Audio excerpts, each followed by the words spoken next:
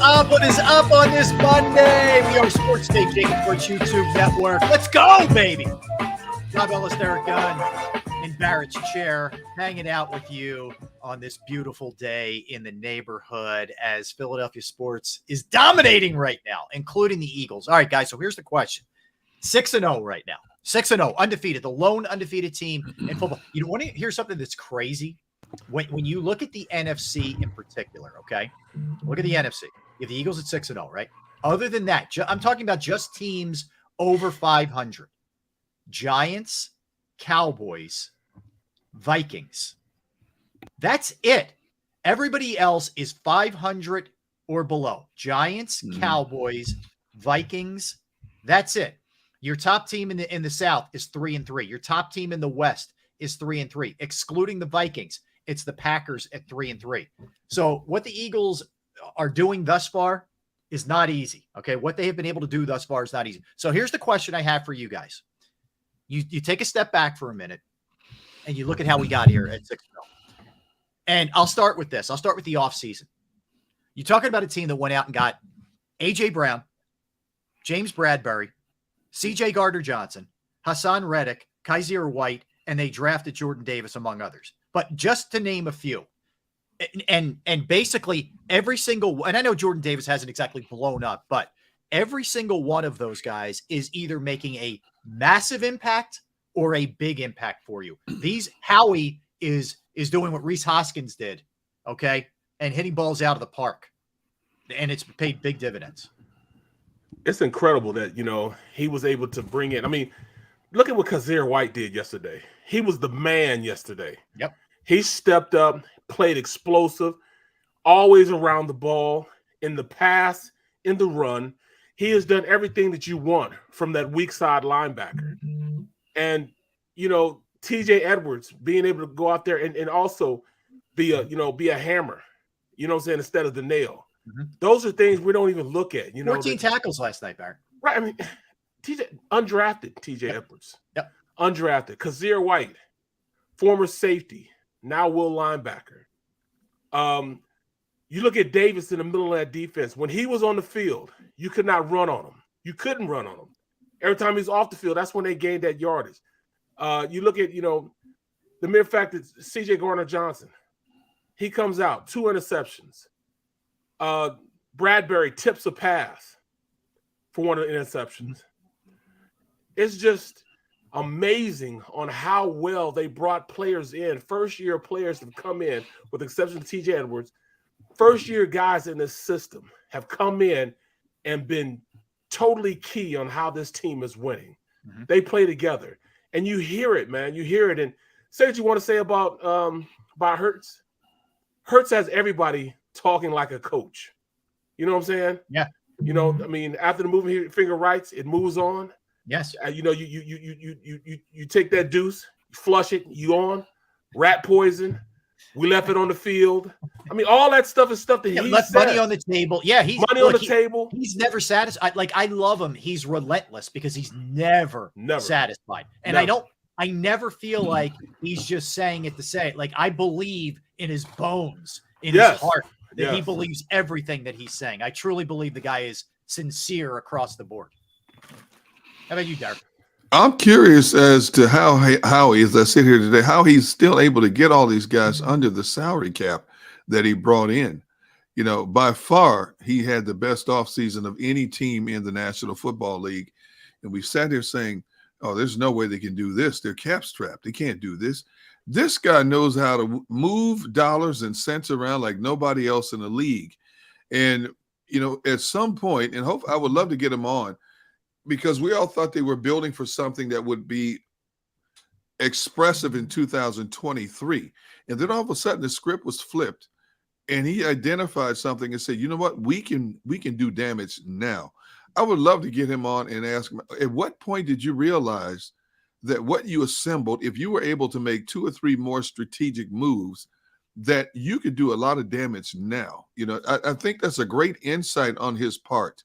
We look at what they did with the Dream Team and how they just blew up on them. And here we are, what was that, 10 years ago maybe? Yeah, and now 10 years later, it's very similar is very similar to what he did back then with much better results. Very similar to what he did in 2017 when he brought all these high price, high name athletes in. It paid off incredible dividends beyond anybody's wildest expectations. And here we are in 2022, and he's doing the same thing again. This team has. If you asked him, he would come on. I bet since this is the bye week, I bet if you asked him, he'd come on. D-Gun. I doubt that because you got to run interference. See, I text him and ask him, and his standard line is, you know what? Check with the PR staff. The PR staff likes us. Oh, they do. Oh, they do. Yeah, but they do. But they also know that when Howie says that, that's an MO for. Yeah. Well, not only that, because the response to get is, hey, D-Gun, we love you guys, but because we've had requests from 10 other people, it's not fair to the 10 other people if we give them to you and then we got to answer to them. You can't argue with that. It frustrates you, but you can't argue with that. I mean, that's the standard line that you're going to get. So I'm thinking, you know, I can always throw a shot in the dark, but I already know the answer I'm going to get. But, well, you know, I put it out there. Talk during the season anyways. No, he doesn't. Yeah. No. Here's what I'm he's probably out of town by now. Yeah, right. What I'm fascinated by, this was sort of a slow play. We actually talked about this last week. If you remember the beginning of the like free agency started, and it was kind of slow. I think they signed Kaiser White, but we were sort of like, I don't know, are they going all in or are they not going all in, right? And then when we got to draft night and he made the trade for AJ Brown, I felt like everything started to shift after that trade happened. And then I felt like momentum really started to pick up. And that's when you really started to see these things happen. Like Bradbury happened. Maybe Reddick had happened at that point, but you know what I'm saying? Like the momentum started to pick up. And then he pulled one of his patented right before the season start moves to get Gardner Johnson, which we saw him do in 17, by the way. So there are similarities there. But I felt like, I don't know, he took more of a patient approach. Like I think he knew the Giants were going to cut Bradbury, and you know he could sell that and to him to come here. I mean, that might be the biggest steal of the offseason in the NFL. The way that guy's playing for what you're paying him, bro, unbelievable. It's unreal. Unbelievable. I know the Giants right now are kicking themselves in the butt right now for that, bro. Bradbury is playing. If Dable was like, dude, if I could get him in Wink Martindale's defense, what that would look like. Oh my goodness, you know, and one of the corners isn't playing right now. I mean, they're still Dory Jackson, and they're still balling out. Yeah, you know, this is to me is crazy that he was able to as soon as he got the AJ Brown trade, it flipped the switch because not only did they bring in an impact player, a player that can always go out there and get you a first down on a slant, but they got a guy that Jalen Hurts trusts, and that trust is moved throughout the team now. That trust that he has in Smitty, that trust that he has in Dallas Goedert, that trust that he has in Quez Watkins. He didn't necessarily have that before when he was throwing to guys like, you know, Jalen Reagor, or even Ward. Mm-hmm. He didn't have that type of trust with those guys. We're talking about guys now that are 1A and 1 in this offense. You know, so I mean, this is something, you know, that I cannot believe, man. In fact, you know, even trading Ertz, understanding that Dallas Goedert is ready to take that next step into being one of the premier tight ends in the league. He traded him last year. I was like, oh, I don't know if I'd have did that. Because this team was, you know, since they didn't have receivers, they relied a lot on 12 personnel. But I understand why he did it. He did that because they couldn't open the offense up with just those two guys. He needed receivers out there that can go out and move the ball, be able to be impact players on the outside. You couldn't just stay in 12 personnel. It was a necessity back then because we didn't have any receivers, but now he's starting to get receivers. He's opened it up a whole hell of a lot. I'd like to know what Howie's sales pitch was to get like a Bradbury in here whose base pay is $1,035,000 with a prorated of $1.243 million. Okay, there are a lot of teams out there that identify James Bradbury as a good piece to what we're trying to do, yet he comes to Philadelphia. You look at Kazir White, same base pay as Bradbury, $1,035,000 base pay for a linebacker who's considered across the league a good linebacker and an impactful linebacker. He's got a prorated of where is it? His pro rate is $293,000. He could have made a lot more money somewhere else. So what was the selling pitch to get these guys to come here? Now, Hassan Reddick, we know he's from Philadelphia. So obviously he wanted to come home, and he got paid a decent buck, But these other guys, they could have had their pick of the litter in terms of where they wanted to go. So I got an idea, Derek. Maybe Bradbury was Slay.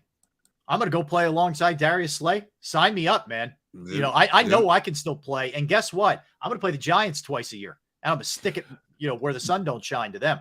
That's a good analogy, and I don't disagree with it. But what is Bradbury, like 28 years old now? 29, I think. 29. Yeah. Okay, so he's at that point where I'm at a point where my money, in terms of how much money I can garner, I'm at that age now, that 29, 30 threshold, where my numbers could decline in terms of money I could make. Yeah. In a game where all of your money's not guaranteed, unlike the other two big sports. And you see the other two big sports, basketball and baseball.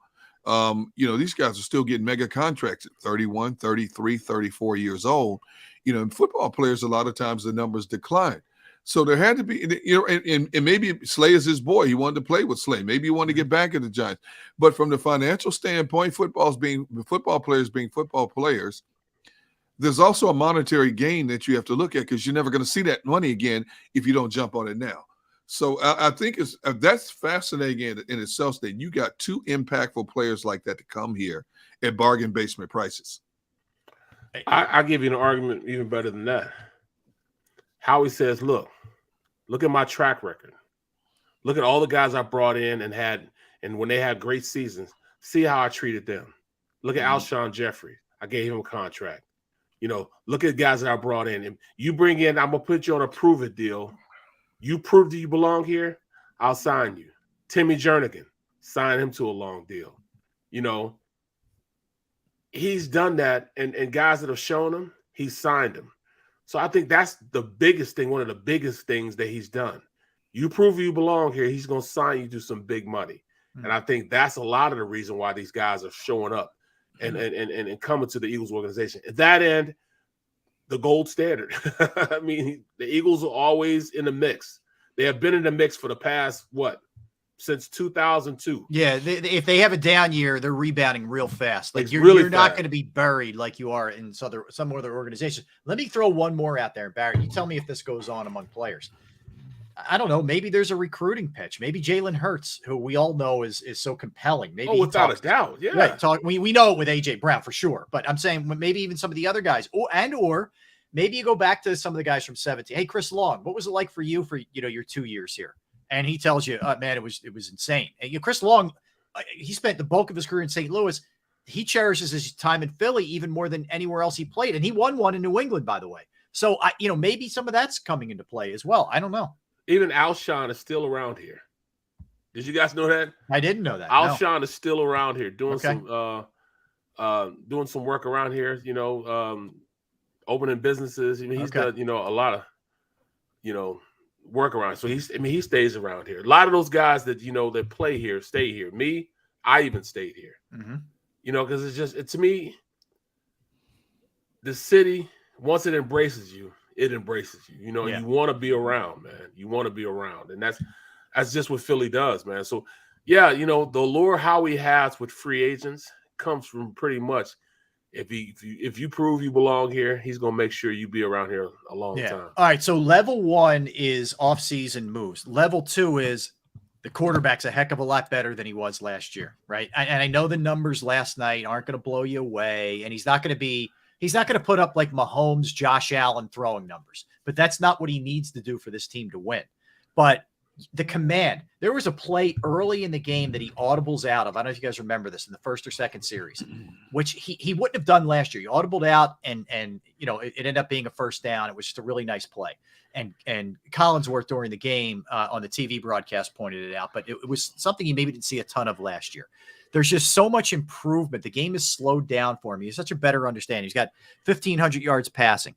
Again, not a ton of touchdowns, but the completion percentage is up to 66.8. He's found the end zone 12 times, either with his arm or his legs in 6 games. So he's basically averaging 2 touchdowns per game. However you get there, he's getting in the end zone twice. Like, he's a way better player than he was last year. and his ability to throw the ball down the field. You know, that used to be something that everybody's like, oh, you know, he can't throw the ball. You know, we won't have a passing game with him. You know, his mental capacity to go to his first, second, and third reads is not there. Right. Looks like he's doing it to me. Yeah. Yeah, exactly, You know, right. Looking like he can't roll to his left and throw. Oh, really? Okay. I've seen that a bunch of times this year. He can't work the middle of the field. Not really. So you can kind of put a lot of this stuff away now, you know, with Jalen, as far as I'm concerned. But you're just seeing a guy who is in a system for the second straight year. For the first time since he played for his dad in high school, he's got the same system and the same coordinator, because he had a lot of turnover at Alabama. He had you guys realize Dable was there when he was at Alabama for a minute? Mm-hmm. Like, it was really good coaching, like Lane Kiffin, Dable, et cetera, but it was a lot of turnovers because guys were taking jobs. So he's finally in a comfort zone, I think. And let's give some props to Shane Steichen. You know, if I had one beef, I think they got away from the run. Sarkisian also. That's right. Sarkisian. He had Sarkisian too at Alabama. He got away from the running game a little bit too much for my liking in Arizona, but for the most part, I think he's really keeping defenses off balance. Steichen's done a nice job with him. Well, you know what? It's not just what he does in the pass game that's making him a good, you know, quarterback. You know, me and Josh talk about this all the time. Sometimes cerebrally, how he breaks down a team, even with the read option. You know, and you know, Sirianni talked about it yesterday in the read option. All right, if you can't beat a guy, you can't block a guy, option off the guy. And his ability to run the read option is it's to another level now. Mm-hmm. You know, whether he's going to keep it, whether he's going to give it, all those things you see, it's right there is prevalent. You know, he has to read those plays in order for the play to even work. And you can tell his progression in it has become, I mean, it's unbelievable. Just like, you know, the touchdown pass to Smitty. It was a run pass option, yes. But it was run out of play action. You know, I mean, not really play action. They could have shoveled the ball, should have handed the ball off, or he threw the pass, or he could keep running. You know, that was like a 3 or 4 part play in which he could take 4 things that he could do and beat that team. Yeah. I mean, that's incredible, man. It really is. And you're right, Barrett. He's got a great feel, you know, for when to ride, when to hide, like when to hand it off, when to keep it himself, you know, in the run game, because that's a big part of what they do. It's not just decision-making in the passing game. Right. You know, he's got a really good sense for that. And he's just really, you know, growing, which is, by the way, what you would expect for a guy in his second full year as a starter. You know, you're not going to be perfect your first years. There are some exceptions where guys can step right in the league and look awesome. But most guys need a couple of years. Josh Allen needed a couple of years. They needed to get him Stephon Diggs. So you've now given Hurts a little bit of time, and you've given him A.J. Brown to go with Devontae Smith. It's that combination, you know, along with the continuity, I think that is, you know, made him who he is. I think overall, when I look at Shane Steichen, the way he calls a play, calls it a game, first of all, he asserts himself in terms of what he wants to do. Then it's like pick and choose to see, okay, what's going to work. And then all of a sudden, okay, we take off. 2 consecutive games now that we have had similar starts, similar middles, and similar finishes. You know, they assert themselves early on. They go through that lull period. And then by the time the game's in crunch time, it's like, okay, let's turn it up again, you know. And I think that's a great attribute. And that's why I said a couple of weeks ago, you know, everybody's talking about Gannon being a guy that is going to be the next head coach when the next wave comes out. I think Shane Steichen is going to get a head coaching job before Gannon will. You know, they've won games 6 different ways. Yeah. It's 6 different ways they've won games this season. And I think his ability to call game, we're in a league where all they're looking for is a new offensive mind, a new great offensive mind. And I think Shane Steichen is showing that he has that ability. One of the best things Nick Sirianni did was turn the reins over to Shane and let him call the games to show what he's capable of doing. That's taking a huge pressure off Sirianni in terms of all the stuff that goes on the sideline. He's got a guy who's not just the second in command, but thinks like him. Who knows? Who may run the offense? Who may have a better grasp of what Nick Sirianni's offense should look like, more so than Nick Sirianni. Well, and Derek allows Nick to all right, I'm not liking something here on defense. Let me get over here and I can concentrate on that a little bit or deal with the special teams or what, some guy individually where I'm not just bogged down in my chart. And it takes a certain kind of security in yourself on your first year when you're supposed to be the offensive guru to hand it off. Right. In an ego-driven field like head coaching in the NFL, to do that, I think says a little bit about Nick Sirianni as a person and as a guy. But yeah, I agree with, because the league's so in love with offense. Steichen may surpass Gannon in terms of a candidate for head coach. It's not out of the question. Right. I mean, look at what's going on up in Denver right now. They can't get it right. They brought in an offensive assistant, and they still can't get it right, man. Yeah. It's for Nick to be confident enough in himself to hand over the reins. That's and you saw, one of the guys, seen one other guy do that, and that was Andy Reid. Right. Reid did that for a little bit. You know what I'm saying? Mm-hmm. And he's shown that he's doing it now with Eric Bieniemy. But I mean, that's what this game is all about, man. Understanding, your inequities and bringing somebody in who can be a stronger. Sometimes when you're the strongest person in the room, the smartest person in the room, you need to get out that room, bring some other smarter people in. You always got to be learning. That's a Krause quote. You're working right there. Right. I like that. All right. So the other aspect where they have massively improved from last year, they now have 14 takeaways, guys. They are a plus 12 turnover ratio. Mm-hmm. Okay. Mm-hmm. No one is even close to that number. No one. I mean, they are dwarfing and just running away with it in terms of anybody else. The numbers are really amazing when you think about it, what they've been able to do in terms of that category. 14 takeaways, plus 12 turnover differential, first in the NFL. First in the NFL. This is a team that didn't create turnovers and didn't sack the quarterback last year. And defensively, yes, would you like to have gotten a couple sacks last night? Sure. But did they impact Cooper Rush? You darn right they did. And that's one of the reasons why he threw 3 picks. I mean, they are making an impact. Well, what did they get? 10? They got 10 points off of turnovers last night. One was a direct off a pick, and the other one was off the turnover on downs. Yeah, which and I tell you what, they needed every bit of those points off the turnovers in a game of this magnitude. But you know what? It's a defining part of the game. The better defenses help generate offense, plain and simple. You look at how many good offenses out there, but they don't get the defensive help that they need to put teams away. This defense has stepped up in so many ways. It may not be a perfect defense, and by the way, you can have the Gannon bandwagon. I'm telling you right now, you can have it. You can have the bandwagon. Don't get off, Derek. I'm done. I'm done. Now, after it's not watching flying last night, down the highway. It's watching last night, we're like in a school zone. It's kind of going about. After 15. watching last night, they had 3 turnovers. Yeah, no, I know. That's what I'm saying. Okay, well, they had 17 points allowed. Yes, I get that, but his scheme still drives me nuts. Jim Johnson's magic number, Derek. 17. His scheme drives me nuts. His scheme still drives me nuts. All right, so you want Quinn. You want Quinn in his defense as opposed to. I didn't say I want. I'm not saying I want anybody. We're talking just about the bandwagon. I'm just saying I expect him. I'm tired of this 4-man rush. The moment was too big for Cooper Rush. The first half, it was too big. All right, you know why? Got all these accolades because he was in Philadelphia. He had not played in a stadium of this magnitude. Had not played in a game of this magnitude. He had not had to face a fan base like Philadelphia before. He had a nice story going, and the moment was too big for him in the first half of that game.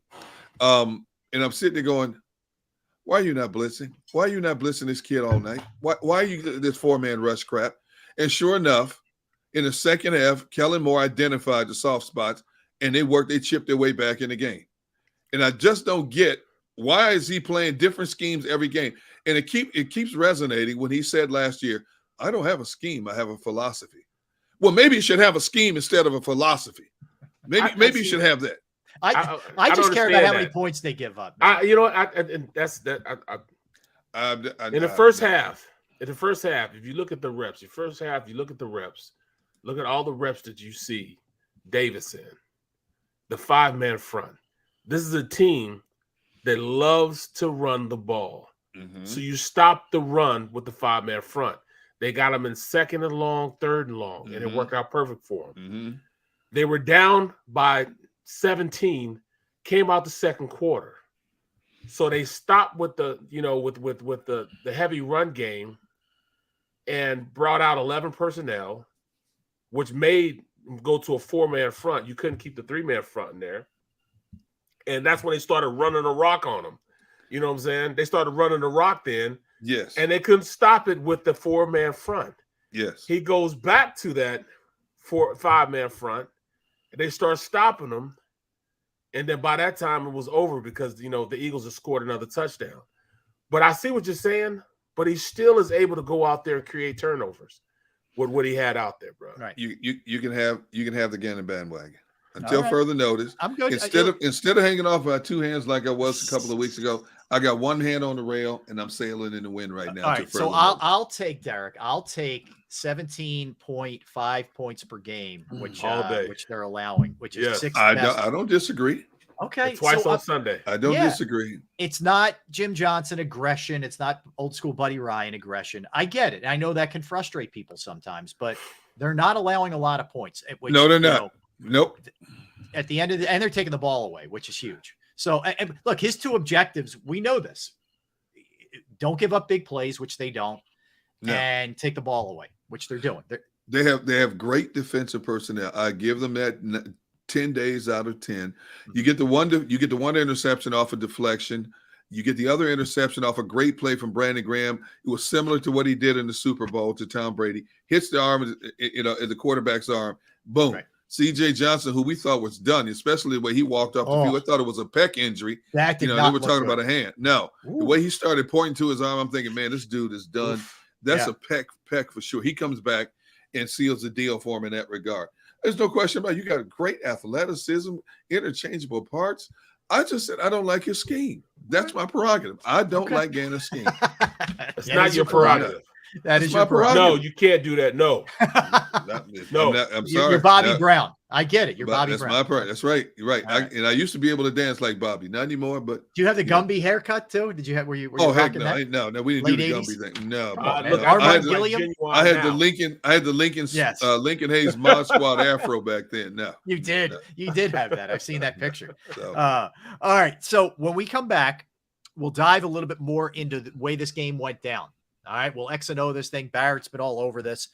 Just what the Eagles did offensively, defensively, some concerns. Look, this isn't perfect, right? Nobody's saying it is. There are some things that need to get cleaned up. There's some things you love, some things could bite you in the rear end as the season goes forward. So we'll dig into all of those kind of things. 1:30, we're going to be talking Phillies. 2 o'clock, NFL. We'll go around the league. And, of course, Open Talk to close it out. Don't go anywhere. Barrett Brooks, Derek Gunn, Rob Ellis, Sports Take, JAKIB Sports YouTube Network. All right, let's talk about Pro Action Restoration. Pro Action Restoration will be there. We'll be at your beck and call if your home, your business, your property experiences any kind of water, fire, smoke, mold damage, whatever the case may be. They're on call 24 hours, 7 days a week to assist. Pro Action is an amazing place. They were down in Florida taking care of Hurricane Ian victims. I've been a part of this thing when my parents' house got flooded. The basement did. They didn't know what to do. I called them on a Saturday. They got right over. The crew was professional, clean. The price was reasonable. Pro Action Restoration is licensed, bonded, fully insured. They've been serving the tri-state area for more than 2 decades. Pro Action will work in conjunction with your insurance company. And again, it could be any of the above: water, fire, smoke, mold remediation. You name it, they can handle it. Give them a call, 610-623-3760, 610-623-3760, or you could reach out online at proactionrestoration.com, proactionrestoration.com.